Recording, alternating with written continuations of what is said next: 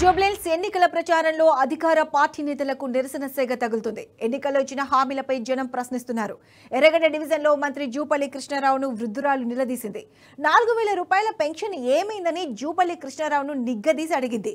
Current bill free అని మాట తప్పారని మండిపడింది. ఇప్పుడు తమకు బిల్లు వస్తుంది, ఏం చేయాలని ధ్వజమెత్తింది. మీరు ఎన్నికల సమయంలో వచ్చి ఓట్లు అడగడం తప్ప మిగతా సమయంలో పట్టించుకోరని ఆగ్రహం వ్యక్తం చేసింది.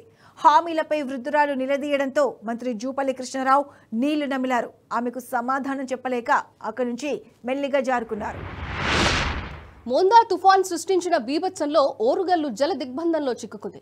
వరంగల్ నగరాన్ని వరద నీరు ముంచెత్తుతోంది. దీంతో నగరవాసులు తీవ్ర ఇబ్బంది పడుతున్నారు. వరద నీటితో విద్యార్థులు నానా అగచాట్లు పడుతున్నారు. నిన్న రాత్రి నుంచి సహాయం కోసం 470 మంది విద్యార్థులు ఎదురుచూస్తున్నారు. విద్యార్థుల వద్దకు రెస్క్యూ టీం చేరుకొని 20 మందిని బయటకు తీసుకొచ్చింది. హాస్టల్ లోపల 450 మంది విద్యార్థులు ఉన్నారు. మోందా తుఫాన్ ప్రభావంతో తెలంగాణ రైతులు తీవ్రంగా నష్టపోయినా ప్రభుత్వం పట్టనట్లు వ్యవహరిస్తుందని ఎమ్మెల్యే పల్ల రాజేశ్వరరెడ్డి, ఎమ్మెల్సీ తాతా మధు ఫైర్ అయ్యారు. లక్షలాది ఎకరాల్లో పంటలు పాడైనా కనీసం ప్రభుత్వం సమీక్ష చేయకపోవడం బాధాకరమన్నారు.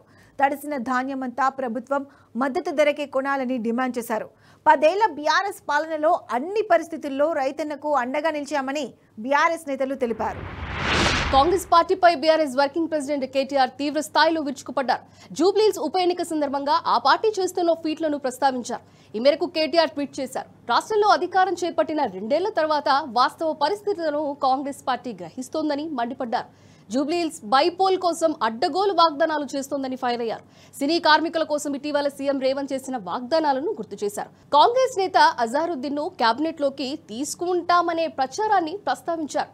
ఎన్నడూ లేని విధంగా హైదరాబాద్ వీధుల్లో మంత్రులు తెగ హడావిడి చేస్తున్నారని తెలిపారు. జూబ్లీహిల్స్ ఉప ఎన్నిక సందర్భంగా సిటీ గుర్తొచ్చిందా అని కేటీఆర్ సూటిగా ప్రశ్నించారు.